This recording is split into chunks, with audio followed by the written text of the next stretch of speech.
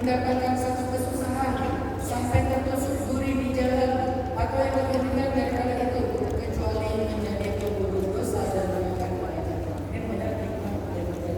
Setiap kali kita dapat kesusahan, sekecil apapun, walaupun cuma ketusuk duri, ketusuk jarum pentul, kegores alat cukur, sekecil apapun, itu tuh menggugurkan dosa-dosa kita. Jadi setiap kali kita berdiam, oh Allah yang menghapus dosa saya. Kalau merasa nggak punya dosa, walaupun sebenarnya punya sih, tapi kadang-kadang kita kayak terlalu kita merasa nggak punya dosa. Saya betul betul, kok masih menghapuskan sekali lagi.